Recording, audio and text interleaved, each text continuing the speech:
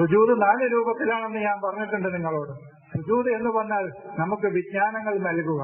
ഒന്ന് മലക്കുകളുടെ സുജൂദ് എന്ന് പറഞ്ഞാൽ മലക്കുകൾ നമുക്ക് അറിവുകൾ തരലാണ്. 4 സുജൂദുണ്ട് എന്ന് ഞാൻ ഖുർആനിലൂടെ നിങ്ങൾക്ക് നിരവധി തവണ വിശദീകരിച്ചതാണ്. 4 സുജൂദാണ് ഖുർആനിലുള്ളത്. ഒന്ന് മലക്കുകളുടെ സുജൂദ്, ഒന്ന് പിന്നെ സാഹിര്യങ്ങളുടെ സുജൂദ്, ഒന്ന് വൃക്ഷങ്ങളുടെ സുജൂദ്, ഇബ്ലീസിന്റെ സുജൂദ് മറ്റൊന്ന്. ഇങ്ങനെ 4 സുജൂദാണുള്ളത്.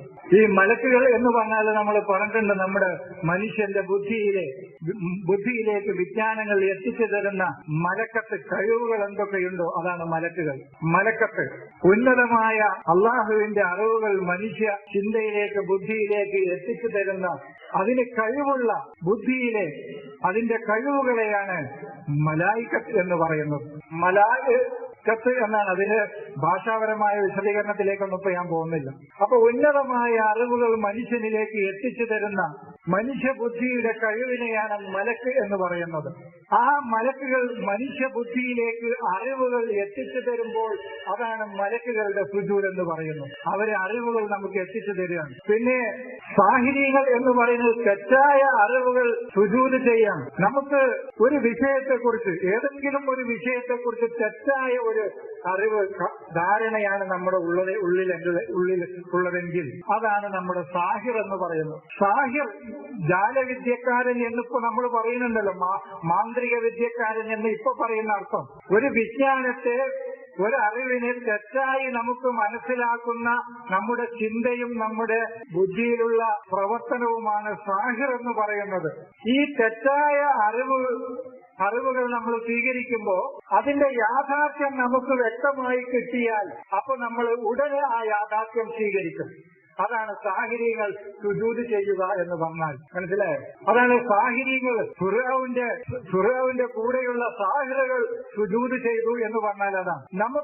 നമ്മിൽ അഹങ്കാരമില്ല, നമ്മിൽ പകയില്ല, അഹങ്കാരമില്ല എങ്കിൽ ഒന്നിനോടും പ്രത്യേകിച്ച് പകയോ തനിക്ക് തന്റെ അറിവ് മാത്രം മതിയെന്ന അഹങ്കാരമോ ഇല്ലാത്ത ഒരു മനുഷ്യനാണ് നമ്മളെങ്കിൽ, അതായത് ഫിർഔന് നമ്മിലില്ലെങ്കിൽ എന്നർത്ഥം.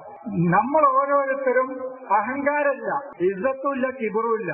എനിക്ക് എന്റെ അറിവ് തന്നെ മതി, ഇതിനപ്പുറം ഒരു അറിവ് വേണ്ട എന്ന ഈ അഹങ്കാരം ഇല്ലാത്ത ഒരു മനുഷ്യനാണ് നമ്മളെങ്കിൽ. പക്ഷെ നമുക്ക് ഒരു അറിവ് തെറ്റായിട്ടാണ് നമ്മൾ മനസ്സിലാക്കിയിട്ടുള്ളത്.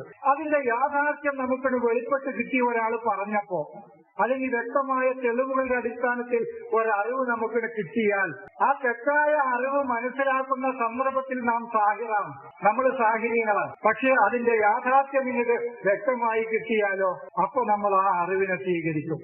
അതാണ് സാഹിര്യങ്ങളുടെ സുജൂദ്. പക്ഷെ ഖുർആൻ സുജൂദ് ചെയ്തില്ല. അഹങ്കാരിയാണെങ്കിൽ സുജൂദ് ചെയ്യൂല, അഹങ്കാരം ഉണ്ടെങ്കിൽ സുജൂദ് ചെയ്യൂല എന്ന് പറഞ്ഞാൽ ആ അറിവിനെ സ്വീകരിക്കൂല.